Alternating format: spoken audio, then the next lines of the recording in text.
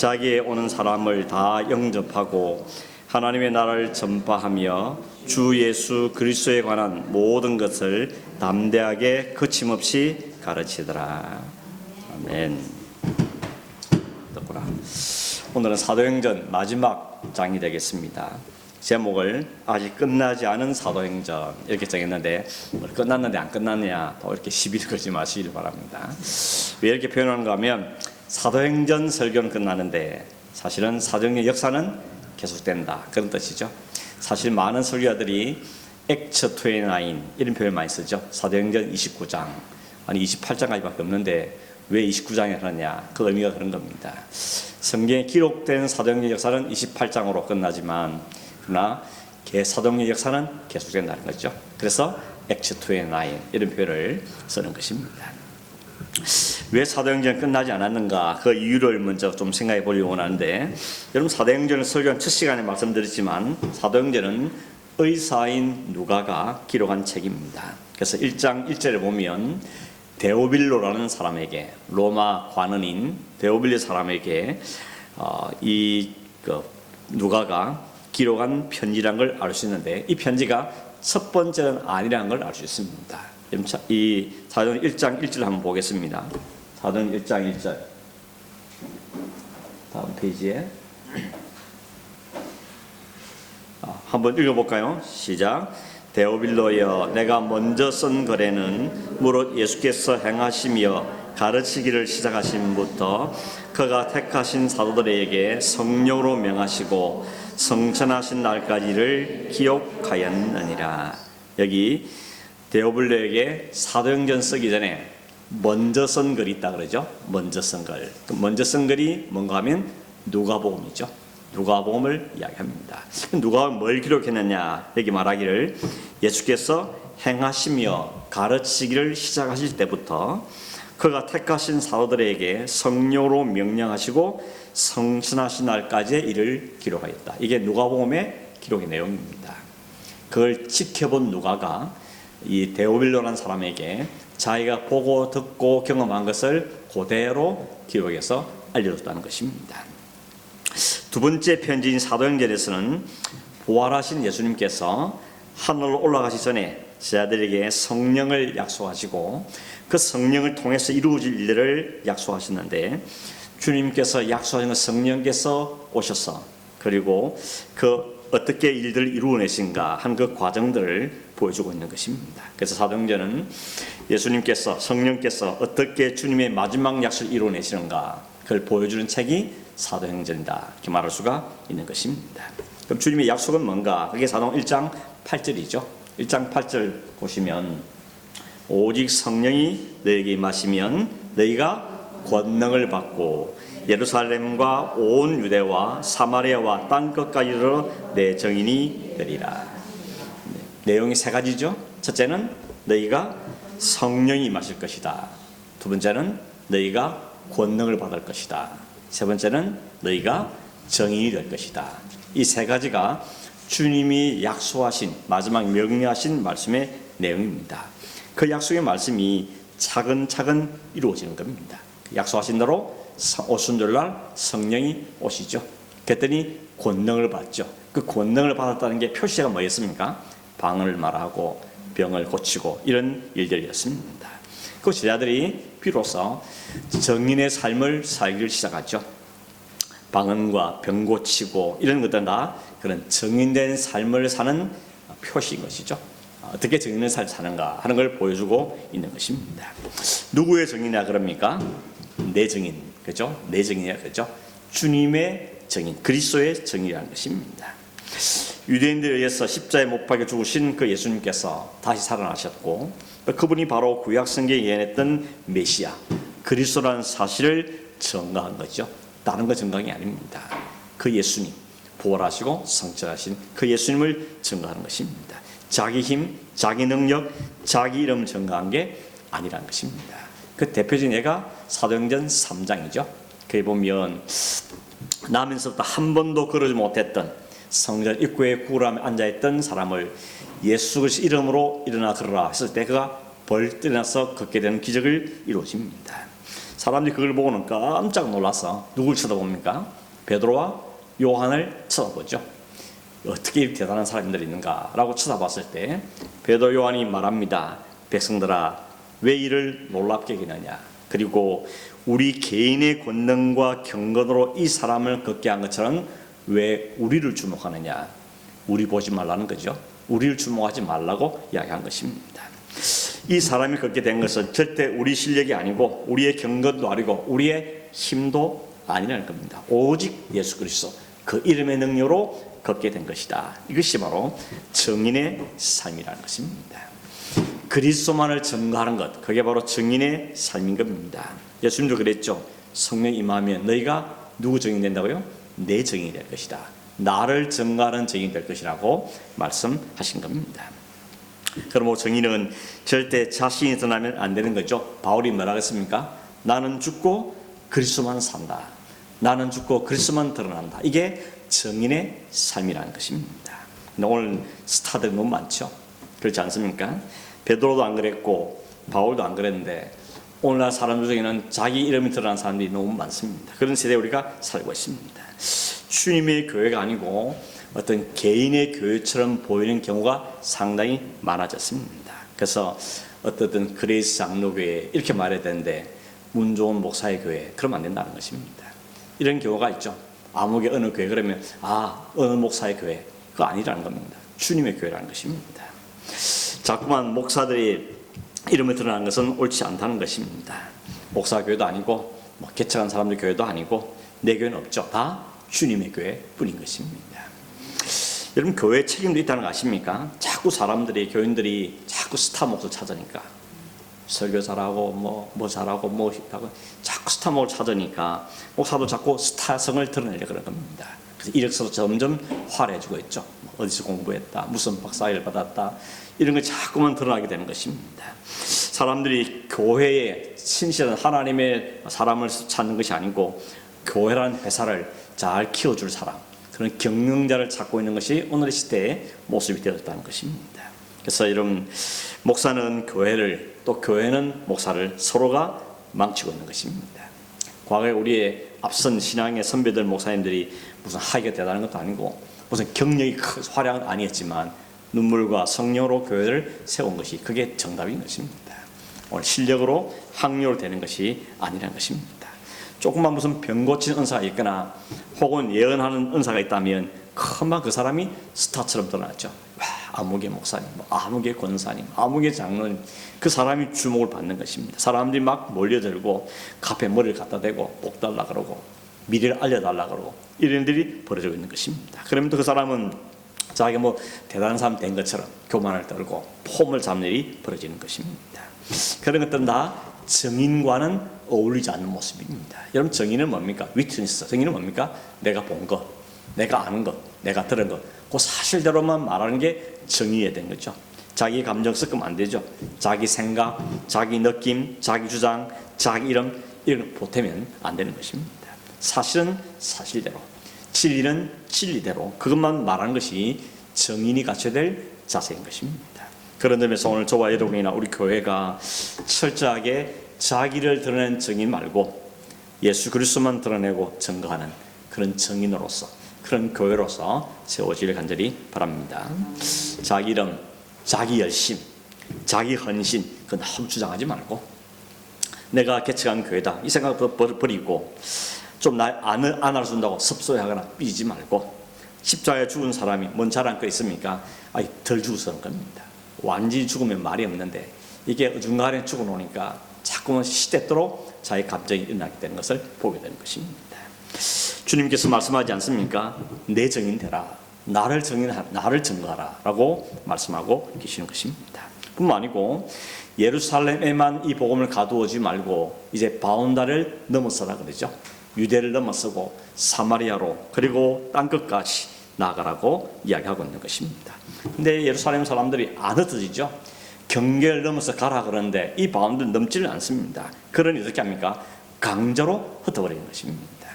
그게 바로 창세기 11장에도 하나님께서 말씀하시기를 생육하고 번성하고 땅에 충만하라 그랬는데 안 흩어지는 겁니다. 우리끼리 있는 게 좋고 우리끼리 살고 싶고 우리 이름을 드러내고 그렇게 하면 어떻게 하십니까? 다 흩어버립니다. 어떻게 흩으십니까? 말을 섞어버려가지고 언어를 혼잡게 만들어서 흩어버린 걸 보게 되는 것입니다. 이 기독교를 박해하고 핍박한 사람이 있었는데 그 주동자가 누구였습니까? 바울이었습니다. 참 재미있는 이야기죠. 하나님께 하신 이렇게 기가 막힌 일인 것입니다. 바울이 가장 앞장서서 교회를 핍박하니까 예수 믿는 사람들이 이곳저곳으로 흩어지죠. 어떤 사람은 사마리아로, 어떤 사람은 아시아로, 어떤 사람은 유럽으로, 어떤 사람은 로마로 여러 지역으로 흩어지는 것입니다. 그 흩어진 사람들이 그 복음을 전하게 되고 그 전한 복음 때문에 사마리아 사람들이 하나님의 말씀을 듣고 믿는 사람들이 생겨나게 되죠. 그리고 사마리아 사람들이 이방인들이 믿은 소식을 듣고는 제자들 보냈죠. 베드로와 요한이 가서 보니까 확인하는 거죠. 그리고는 그들에게 안수하니까 예루살렘에 있던 똑같은 성령이 거기에도 임하는 것을 보게 된 것입니다. 이것이 바로 주님의 약속이 어떻게 이루어져 가고 있는가 하는 걸 차근차근 보여준 이야기인 것입니다.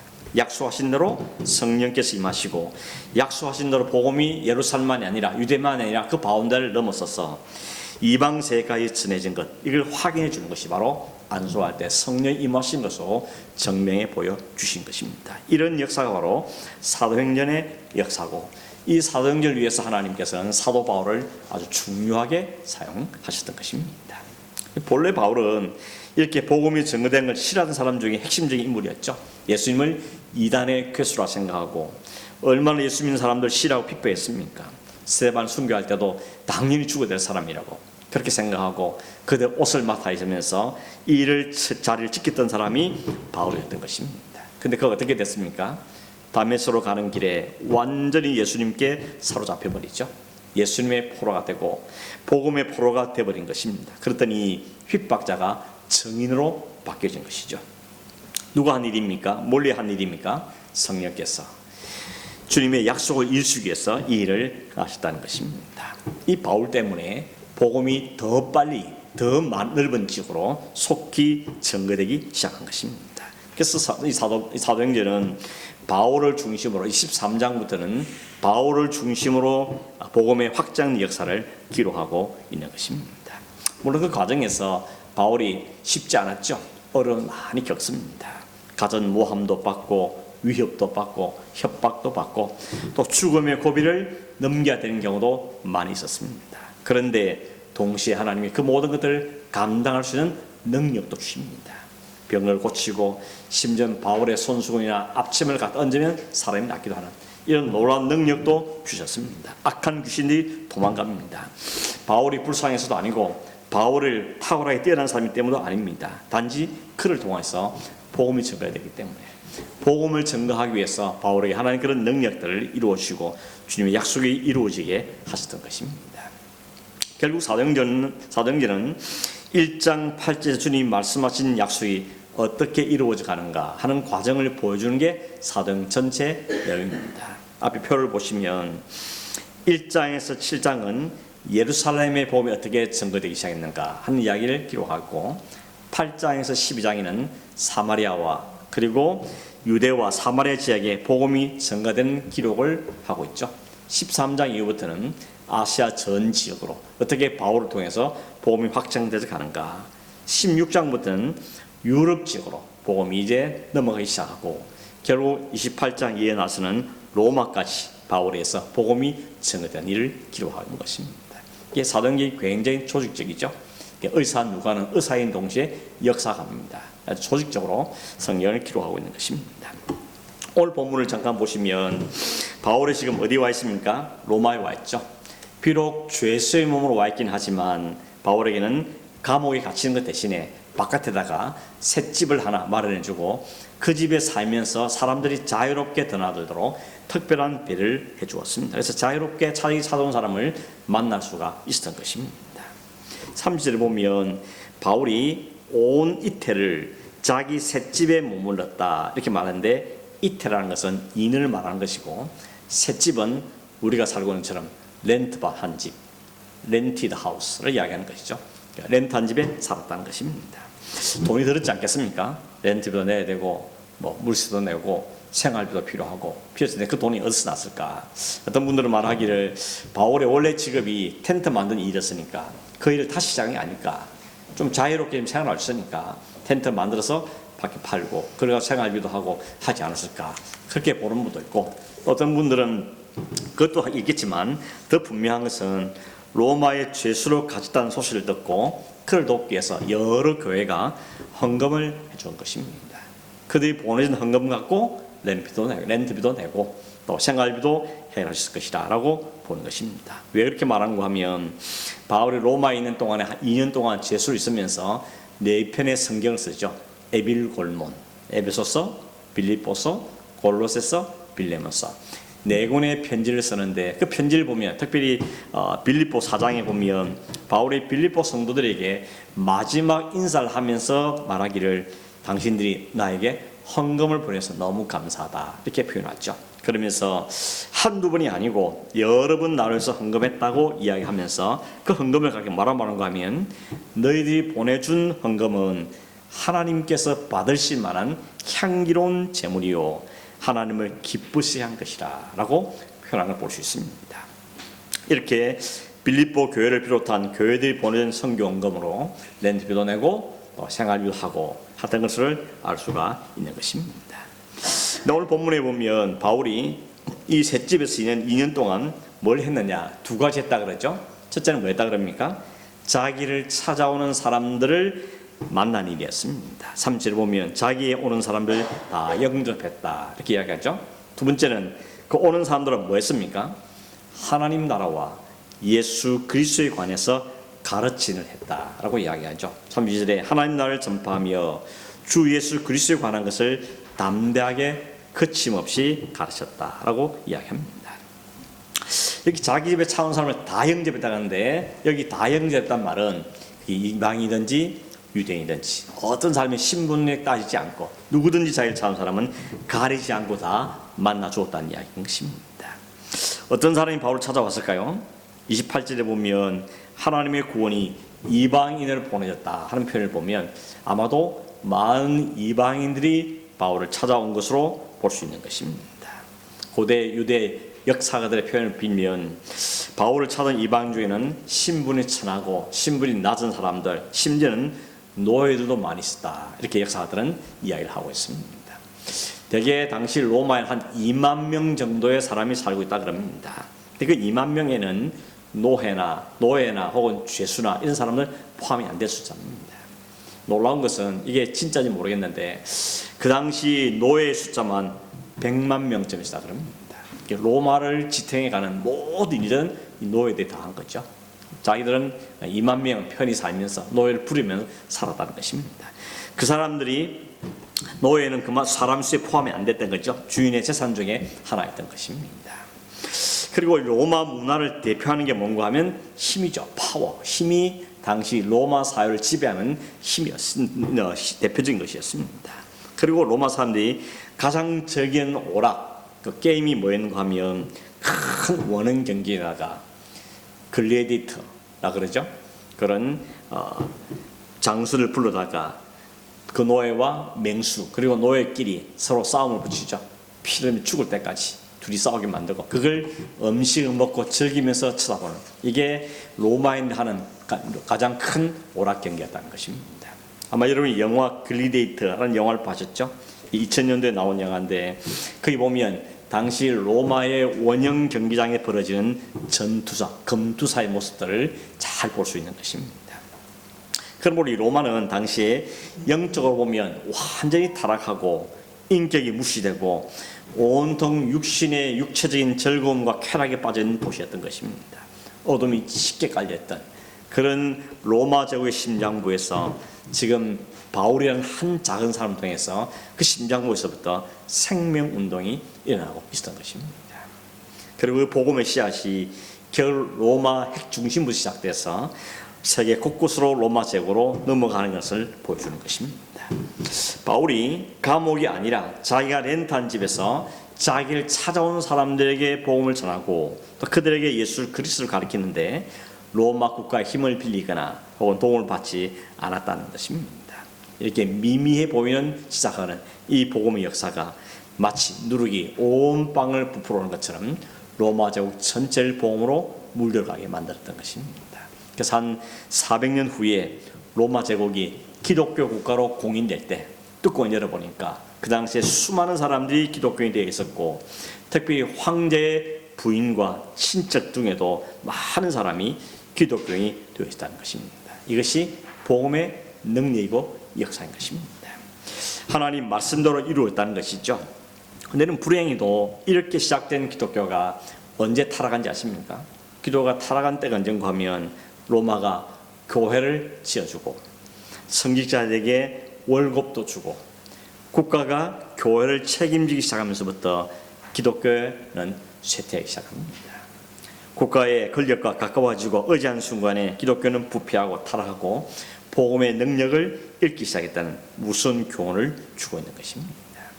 31절에 바울이 하나님 나라와 주 예수 그리스도에 관한 모든 것을 어떻게 전했다 그럽니까?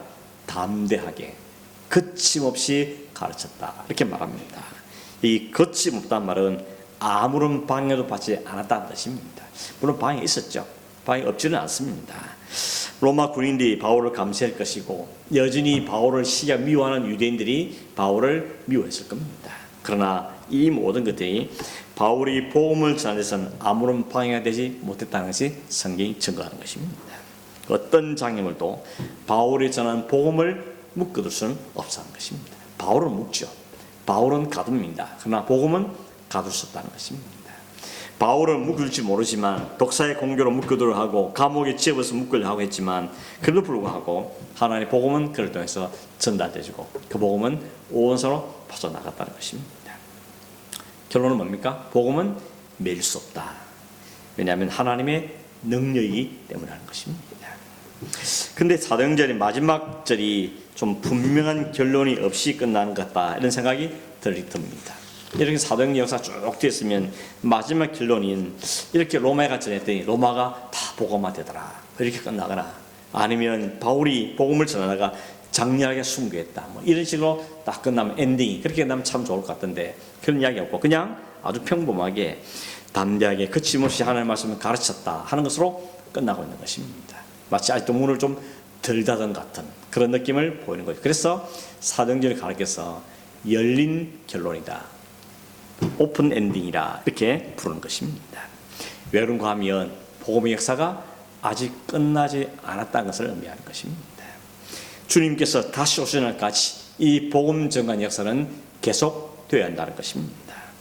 바울이 그렇게 원했던 로마행이고 또 하나님 또한 바울을 로마로 보내시기로 했지만 정작 로마에 간 바울의 한 일은 그냥 그 셋집에 갇혀 있으면서 자기 찾아온 사람은 복음을 전하는 그 수준에 그쳤던 것입니다. 또 심지어 어떤 사람은 믿었고 어떤 사람은 믿지 않았다 그럽니다. 뭔가 뚜렷한 결과를 말해주지 않고 뭔가 멋지고 훌륭한 열매시다는 것을 말하지도 않습니다. 그냥 담대하게 말씀을 전하고 거침없이 복음을 전했다 하는 것으로만 끝난 것입니다. 오늘 이 사도행전의 끝면을 보면서 오늘 우리가 성도의 어떤 삶을 살아야 되는 것도 우리에게 가르치고 있는 것입니다. 여러분, 하나님은 성도가 뭔가 위대하고 뭔가 대단한 일을 하는 것이 아니고 주어진 삶에서 주어진 여건 환경 속에서 하나님 나라와 그리스도를 증거하는 삶을 사는 것을 원하신다는 것을 바울을 통해서 보게 되는 것입니다. 우리는 자꾸 뭔가 특별한 것, 뭔가 대단한 것, 특별한 결과를 내려고 하죠. 근데 사실은 여러분, 죄 중에 죽어간 우리를 살려낸 것이 가장 특별한 것입니다. 영원히 죽을 사람을 영원히 살리는 것, 그보다 더 특별한 게 어디 있겠습니까? 특별을 해야 한다는 생각에서 여러분 좀 자유하기를 바랍니다. 하나님께서 오늘 우리가 있는 그 자리에서, 가정에서, 직장에서, 혹은 학교에서, 교회에서, 그 자리, 작은 자리면 작은 자리에서, 좀 찌그러진 자리 같으면 찌그러진 모습 가운데서 맡긴 일을 묵묵히 해 나가는 그것이 바로 그리스도인이 살아야 될 삶의 원리라는 것입니다. 오늘 주님께서는 땅끝까지 내 정이 되리라 라고 말씀하셨는데 바울은 로마까지였습니다. 물론 스페인까지 가긴 하지만 거기까지가 바울의 생각은 땅끝이었습니다. 그러나 그 외에도 수많은 하나님의 사람들이 또 선교사들을 통하여서 오늘 땅끝까지 복음이 전거되어 가고 있죠. 주님의 약속은 아직도 여전히 계속되고 있는 것입니다. 주님이 다시 오신 날까지, 아니 2000년 동안이나, 아니 지금도 여전히 복음은 열방 가운데로 증거되어져 가고 있다는 것입니다. 그것이 바로 아직 끝나지 않은 사도행전이다, 이렇게 표현하는 이유인 것입니다. 오늘 자신의 시대에 자신이 맡긴 복음 증거의 삶을 살아가는 것이 바로 오늘 사도행전 29장을 쓰는 사람들이라고 말할 수가 있는 것입니다. 여러분, 물론 사탄은 여전히 방해할 것입니다. 아니 마지막에 가까울수록 최후의 발악을 할 것입니다. 어찌 오늘 우리는 그 숱한 사탄의 방해 속에서 신앙생활을 하고 있다고 말할 수도 있을 겁니다. 특별히 사탄은 이제 교회 밖에서 공격하지 않습니다. 교회 안에서 공격합니다. 어떻게 공격합니까? 거짓된 진리로, 물탄 복음을 갖고 교회를 공격합니다. 끊임없이 인간의 자기 가치 챙기라고 충동질하고, 자기 자존감 높이라고 이야기하고, 세상에서 행복을 마치 그걸 추구하는 것이 내 신앙을 사용하라고 이용하는 이런 거짓된 복음을, 위장된 복음으로 그리스도인들을 세상에 묶어두려는 것입니다. 세상에 잘 묶어두어서 하는 날을 바라보지 못하도록, 영혼을 소망하지 못하도록, 이 세상이 마치 전무처럼 살라고 이 세상의 모든 시선을 묶어두는 것입니다. 우리가 눈을 들어서 하나님 나라를 바라보지 못, 소망하지 못하도록 세상의 온갖 것을 우리 앞에 드밀고 있는 것입니다. 이것들이 인생을 행복하게 해줄 것 같고, 성공적인 삶을 해줄 것 같고, 마치 하나님처럼 살줄 것 같은 유혹을 하고 있고, 오늘 많은 사람이 그걸 부러워하고 살고 있는 것입니다. 그러나 오늘 우리에게 말씀하시죠. 참된 복음으로 살고 그 복음을 증거한 삶을 살려는 핍박이 있다는 것입니다. 사람들이 듣기 싫어할 것이고, 뭐 너만 특별하냐, 뭐 대단하게 사느냐 라고 비난할 수 있다는 것입니다. 그러나 성령께서는 말씀하시기를 거침없이, 그리고 아무 방해를 받지 않고, 아니 그 방해도 막을 수 없도록 능력으로 우리 가운데 역사하실 것을 성령께서 우리에게 말씀하고 있는 것입니다. 결국 여러분, 신앙인으로서 위대한 삶인 것은 자신의 처한 위치에서 그리스도의 삶을 묵묵히 살아가는 것입니다. 큰 일을 내고 업적을 남기고 그것에 너무 관심 가지 말고, 내게 준 이 상황 가운데서 내게 주신 은사에 따라서 내게 주신 그 사명을 성실하게 잘 감당하면서 그리스도를 바라보고 천국을 소망하는 믿음으로 존재하면 그것이 우리가 사는 그리스도의 삶인 것입니다. 이것 역시도 쉽지 않죠. 그래서 성령께서 함께 하시는 겁니다. 성령께서 이루신다는 것입니다. 그렇게 역사하겠다는 것입니다. 그래서 사도행전을 사도들의 행전이라고 하지만 사실은 성령의 행전이다 라고 말하는 것이고, 우리가 그리스도인 삶을 살지만 오늘 우리의 삶이 성령의 이끄신 삶이라고 말하고 있는 것입니다. 결론입니다. 여러분, 우리가 할 일은 날마다 자신을 져서 복음에 복종시키고 영적으로 깨어있는 것입니다. 그리고 진짜 가치 있는 것에 신앙 삶을 눈에 드러나는 결과만 갖고 판단하지 않고 사소하게 여기는 그 평범한 자신의 삶을 귀하게 보셔야 되는 겁니다. 내게 맡긴 사명에 성실하고 충실하고 믿음으로 사는 것이 바로 우리가 해야 될 삶의 태도인 것입니다. 그럼 자기 자신 너무 자아가지 말고 기죽지 말고 하나님에게 그 사명이 무엇인지 잘 깨닫고 그 사명에 충실해 살 때 그것이 바로 하나님 나라를 이루는 삶이고 성령 인도를 받는 믿음의 삶인 줄로 믿습니다. 저와 여러분 다 이와 같은 이 사도행전을 이루는 삶을 살아가는 저분 되기를 간절히 바랍니다. 우리 찬양을 한 장 한 다음에 기도하겠습니다. 피난처 되시는 주 예수, 우리 찬양을 하겠습니다.